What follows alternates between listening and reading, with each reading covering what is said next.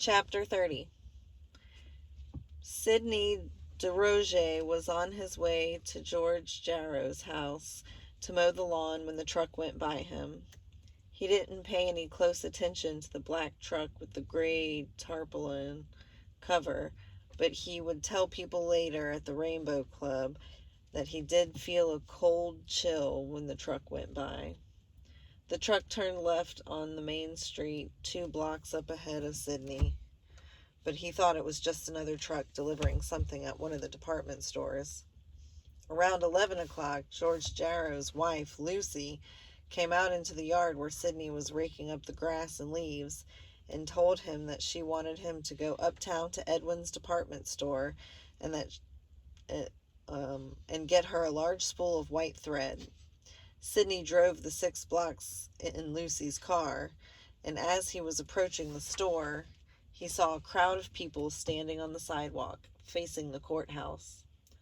Parked beside the courthouse was the same truck that Sidney had seen at 8 o'clock that morning.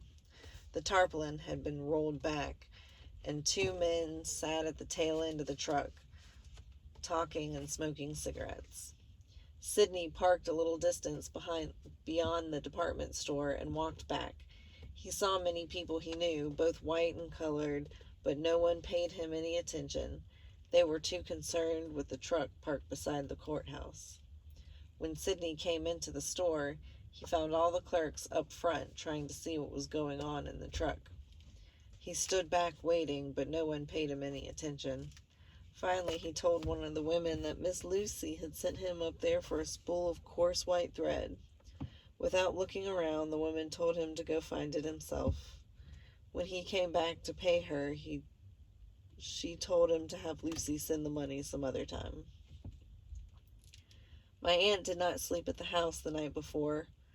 Like many of the other older people in the quarter, she spent the night with Miss Emma.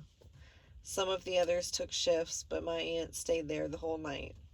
Reverend Ambrose was there until midnight, then he went home to get some sleep because the sheriff had told him he wanted all witnesses at the courthouse no later, absolutely no later, than 11:30 the next morning.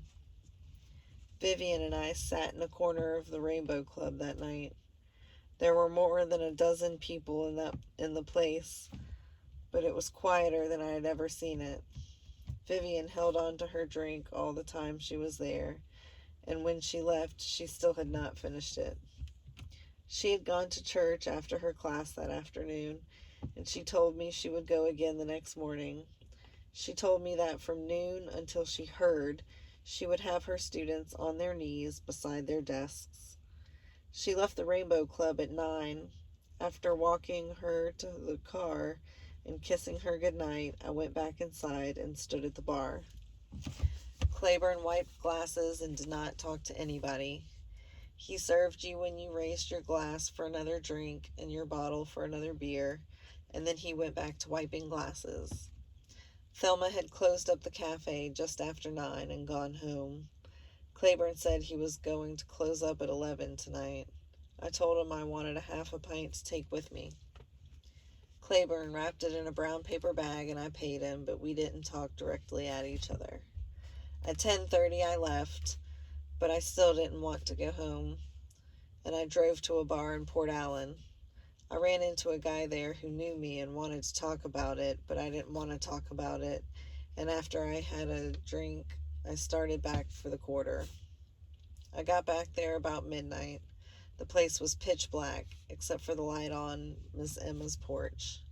A couple of cars I didn't recognize were parked in front of the house. I suppose they were family or friends who had come to be with her tonight. I didn't stop. There was nothing more to say. I went on home. I took the bottle out of the paper bag and drank about half of it. I had bought the liquor to make me sleep, but God knows now I didn't want to sleep. You didn't want to dream, not tonight. The minister did not sleep at all that night, and at daybreak he got up and knelt beside his bed to say his prayers. Then he went into the kitchen to warm water for his bath. His wife, Miss Becky, came into the kitchen to fix him a bowl of kush for his breakfast. When the minister finished his bath, he sat down at the table to eat. He had a cup of coffee before he ate his food. He ate very slowly as he sat at the table thinking about what he had to do today. After he finished his breakfast, he went to the bedroom to get his Bible. Then he came back into the kitchen and sat down at the table again. He had chosen the 23rd Psalm to read at the jail. He made that choice soon after the sheriff had given him permission to be one of the witnesses. Now he was reading his Bible and praying that God would give him the strength that he knew he needed. He had never witnessed anything like this before, and he knew he needed God every moment that he would be there. He knew that Harry Williams was going to be there too, and he told himself he would stand or sit as close to Harry as he could. He also reminded himself that he would meet Lecoq soon after it was over. Lecoq was the colored mortician of Bayonne, and he would have the coffin ready. At 6:30, the sheriff sat down at the table in his dining room to eat his breakfast. His breakfast was 2 homemade biscuit sandwiches. The biscuits had been split open. One contained a pork sausage patty, and the other contained figs. Lillian, their colored maid, had preserved the figs the past summer. The sheriff also drank a glass of milk and a cup of strong coffee. Usually the sheriff ate his breakfast at 8 o'clock and arrived at the jail at 9, but he wanted to get there no later than 7:30 today because that chair was supposed to arrive by 8. The sheriff's wife sat across the table from him, drinking coffee. It was too early in the morning for her to eat anything. As the sheriff ate, he talked to his wife, but he avoided looking at her directly in the face most of the time. He told her that he wished this day had never gotten here, but now that it had, he had to do what he had to do. This was the first time he was in charge of an execution, and he was praying that everything would go well. He told his wife that he had asked the teacher if he wanted to be there, but the teacher had shaken his head.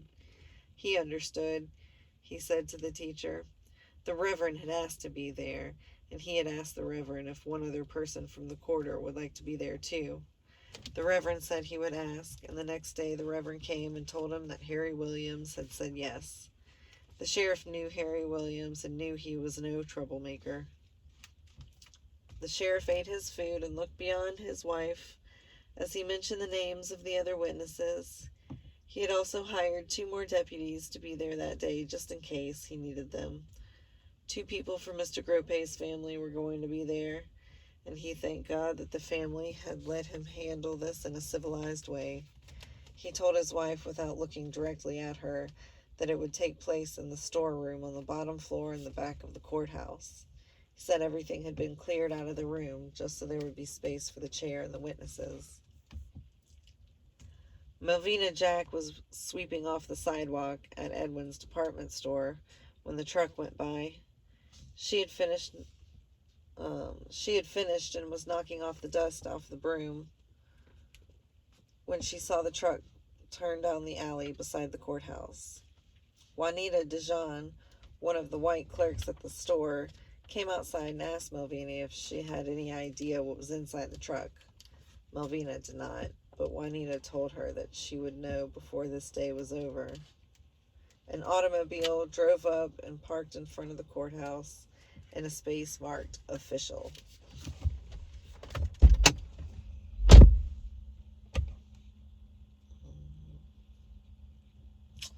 The sheriff's car was already parked in its personal parking space. 2 men got out of the official car and went inside the courthouse. The older, heavier man wore a cowboy hat, and both men wore suits. Melvina and Juanita continued to watch the truck parked beside the courthouse. Then suddenly Melvina's heart started pumping extra fast, and Juanita heard her say, "No, no." "Yes, yes," she heard Juanita say. While they stood there watching the truck, Sheriff Guidry came out of the courthouse with the 2 men, and the 3 of them went around the side of the truck. Sheriff Guidry said something to the driver, and the truck moved forward moved toward the rear of the courthouse, up against a window. Two men got out of the cab of the truck and climbed into the bed and began rolling back the tarpaulin cover. Then Melvina saw it, a high-backed wooden chair with leather straps, and it took all her strength, she said later, to remain on her feet.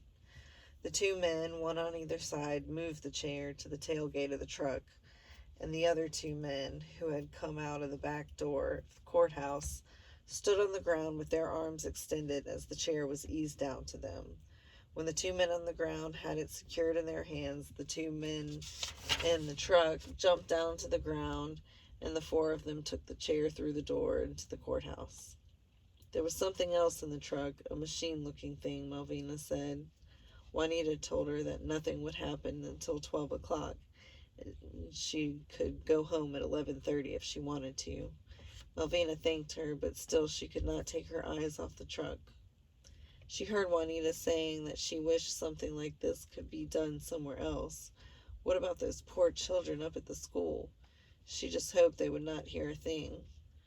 Malvina knew she was speaking of the white children at the white school, but she had no idea what it was that could be heard from as far away from the school was from the courthouse. During the month that he was in jail, Fee Jenkins' duty was to clean the sheriff's office and the white men's and white ladies' restrooms. He started every morning between 6 and 6:30 and finished around 8 or a little after. He was just getting ready to put away the mop and bucket when he saw them bringing that chair through the back door. 4 people were carrying it, 2 strangers and the 2 special deputies, Oscar and Claude Guerin. The sheriff walked in front, and a man wearing a cowboy hat followed the chair. The man with the cowboy hat kept saying, "Be careful, be careful." He didn't want that chair bumping into anything. The sheriff opened the door to the storeroom, and the 2 strangers took it inside. Then everyone followed. They did not shut the door, and Fee could hear them talking in there, though from where he was in the hall he could not see them. He could hear the sheriff asking where it should be set. The man in the cowboy hat was saying he wanted it against the wall, not far from the window, because those wires from the generator in the truck had to come through the window. Other people who had come to work were also in the corridor. A woman was saying that she had seen it, and it looked just gruesome. A man said it did look gruesome, and that's why they call it Gruesome Gertie. The men told the woman that whoever sat in Gruesome Gertie's lap when she was hot never sat down again. The woman replied, "That is gruesome." Fee heard the man with the cowboy hat tell someone to go out to the truck and bring in the instruments. A white man standing behind Fee asked him if he had seen it. Fee said he surely had, and it looked mean. The white man told Fee he had better watch himself, or maybe they would bring Gertie back for him to sit in her lap. Another man laughed nervously. A woman in the hall told the man shame on him. He ought to stop that. Just shame on him. Fee could hear the man with the cowboy hat talking to another man through the window. He was asking the man, did everything reach okay, and the man on the truck said yes, everything did. Out in the corridor, more people were coming in for work. They all wanted to know if the first ones had seen it. Some of them who had not seen it said they had. Someone said if you had not seen it, you would most definitely hear it. And a woman said she wished she had played sick and stayed home today.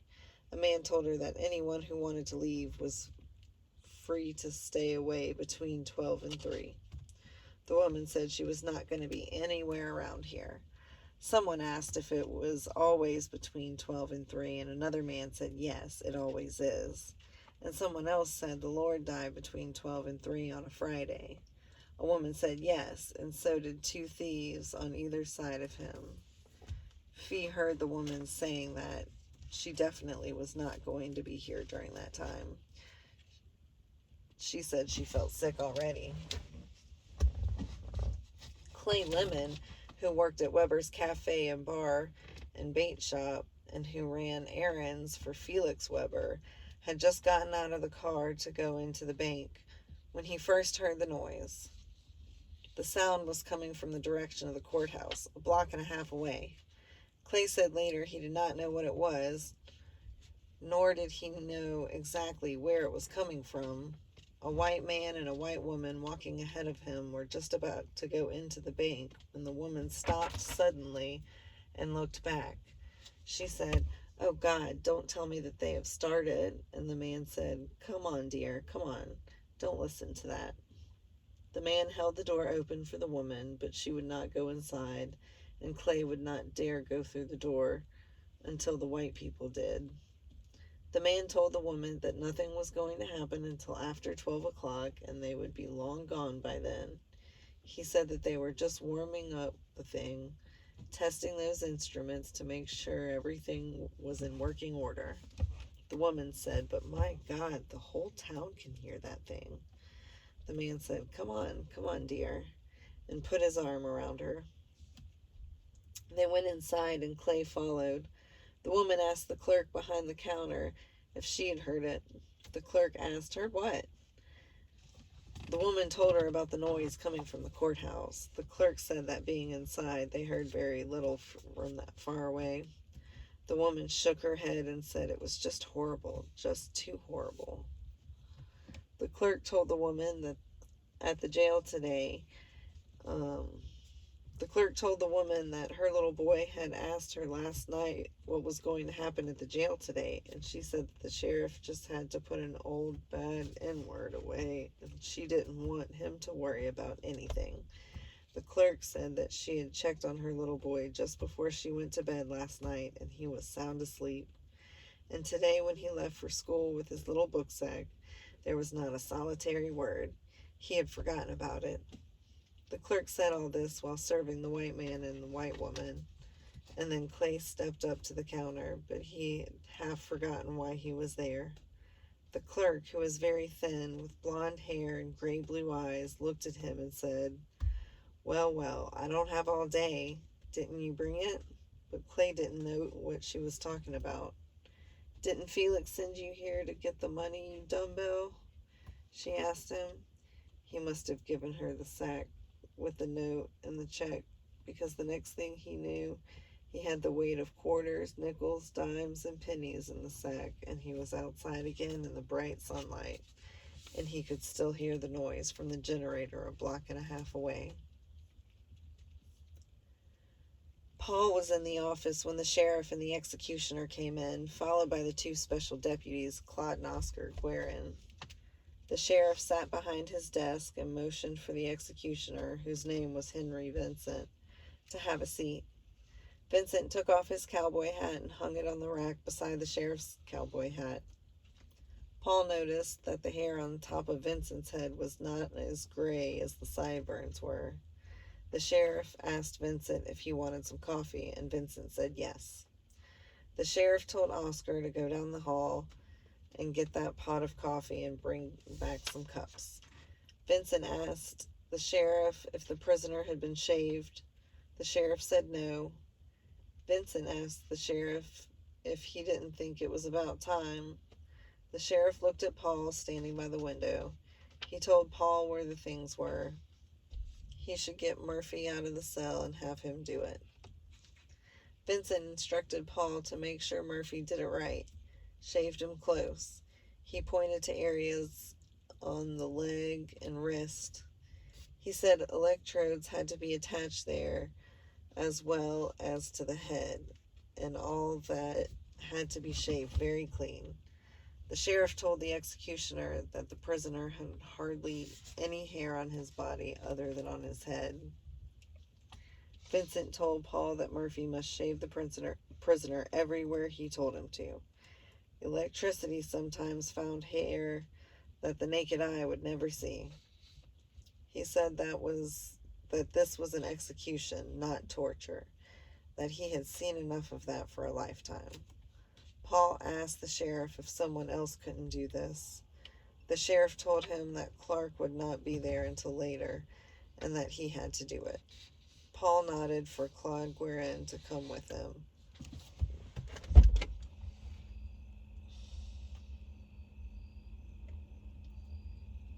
Paul nodded for Claude Guerin to come with him, and they went into the next room.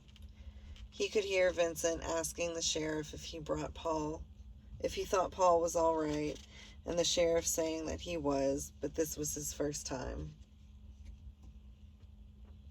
Vincent told the sheriff that all they needed was for one of their own men to come apart. The sheriff assured him that Paul was okay, but this was his first time, that's all. Vincent told the sheriff he hoped he knew his men. Paul and Claude left through another door, Claude carrying a wash bin, clippers, scissors, and a safety razor. People came out of their offices to ask Paul if it was time yet. The special deputy told them that it was only hair cutting time. A man standing at one of the office doors said, "Oh yes, he heard that they got a haircut first." Someone else said it was an experience. What an experience. You didn't get to witness this every day. Paul and Claude went up the cell block and unlocked Murphy's cell and told him he had a job for him to do. Murphy looked at the things in Claude's hands and asked why him. Because the sheriff said so, Paul told him. Murphy came out, and the three of them went down to the last cell. Jefferson had been lying on his back, but he sat up and looked at them when they came in. He didn't seem frightened. He appeared tired. Paul could see how red his eyes were and knew that he had not slept at all. Paul asked him how he felt, and he said he was all right. He wore a blue denim shirt and denim trousers. His laceless shoes were halfway under the bunk. The radio and the notebook were on the floor beside the wall. The radio was silent. A bird sang in the sycamore tree out the window. Paul told Jefferson that he had to have his hair shaved. He sent Murphy to get warm water and a piece of soap from the shower room. While Murphy was gone, Paul and the other deputies stood near the unlocked cell door. Jefferson sat on the bunk, leaning forward and staring down at the floor. The two deputies watched him, but no one said anything. The bird continued its chirping in the tree outside the window. Jefferson turned to look at the deputy standing beside Paul and asked him how was Miss Bernice. Claude didn't know whether he should answer until Paul nodded, and Claude told him his wife was okay. And little Roy? Jefferson wanted to know. Claude looked at Paul, and Paul nodded again. Little Roy was all right, too. He was at school.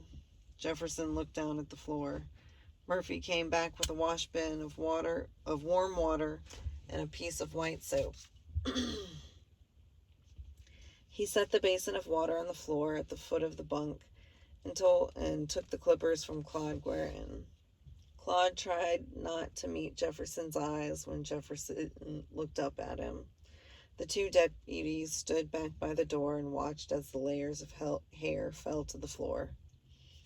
When Murphy had finished with the clippers, he dipped his hand into the basin of warm water and started rubbing his head with a piece of white soap. Claude handed him the safety razor. When the head was shaved, black and shining, Paul instructed Murphy to take the scissors and cut Jefferson's trouser legs and shirt sleeves.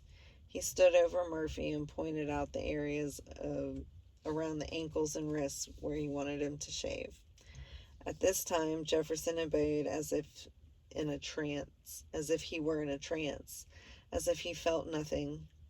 When Murphy was finished, he stood back and examined his work, but Jefferson was looking down at the floor.